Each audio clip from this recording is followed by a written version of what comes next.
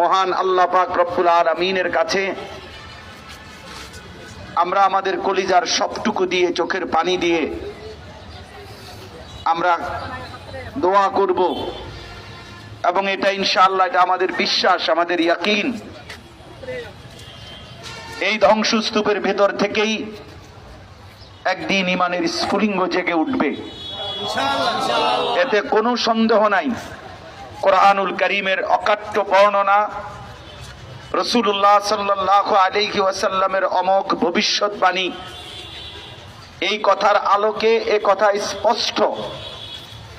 ইহুদি বেঈমান, ইহুদি এই নাফরমান, এই ঘৃণ্য, এই জঘন্য পিশাচ, এই নর পিশাচ, এদের চূড়ান্ত পতন ইনশাআল্লাহ এই পৃথিবী দেখবে ইনশাআল্লাহ।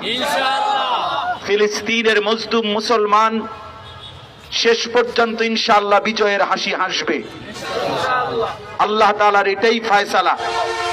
অতএব আমরা কোনোভাবেই ঘাবড়াবার, মনোবল হারাবার কোনোই সুযোগ নেই। বিজয় ইমানদারেরই হবে। আল্লাহ পাক রব্বুল আলামিন 1450 বছরের ভিতরে বহুবার এই পর্যন্ত এই পৃথিবীতে ইমানদার মুসলমানদের উপরে জুলুম হয়েছে, নির্যাতন হয়েছে। ঐতিহাসিকভাবে কথা প্রমাণিত, একবার মুসলমানদের উপরে এমন জুলুম, এমন নির্যাতনও হয়েছে, এরপরে সবাই ভেবেছে মুসলিম জাতি নিশ্চিহ্ন হয়ে যাবে। কিন্তু আল্লাহর কসম, এটাই এই আসমান জমিন সাক্ষী যে বারবারই শেষ পর্যন্ত মুসলমানরাই জিতে গেছে। ইসলামী দিকে রয়েছে, সমস্ত কাফের, মুশরিক, বেঈমান, ষড়যন্ত্রকারী দুশমন শেষ পর্যন্ত ধ্বংস এবং বরবাদী হয়েছে। অতএব 1450 বছরের এই ধারাবাহিকতায় সময়ের ব্যবধান হতে পারে, আজ কিংবা কাল, আগামী কিংবা পরশু, এ কথাই সত্য। ইসরায়েলের পতন হবেই হবে, ফিলিস্তিন গাজার বিজয় হবেই হবে।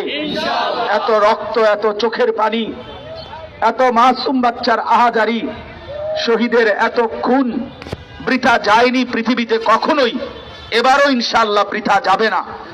অতএব আমরা আমাদের সামর্থ্য অনুপাতে এই মুহূর্তেই ইনশাআল্লাহ আজকের এই বিক্ষোভ কর্মসূচি এবং সারা পৃথিবীর সাথে একাত্মতা ঘোষণা করে গাজা এবং ফিলিস্তিনের পক্ষে আমরা এখন আমাদের মিছিল শুরু করতে যাব। আমরা প্রত্যেকের কাছে অনুরোধ করি, আপনারা প্রত্যেকেই অল্প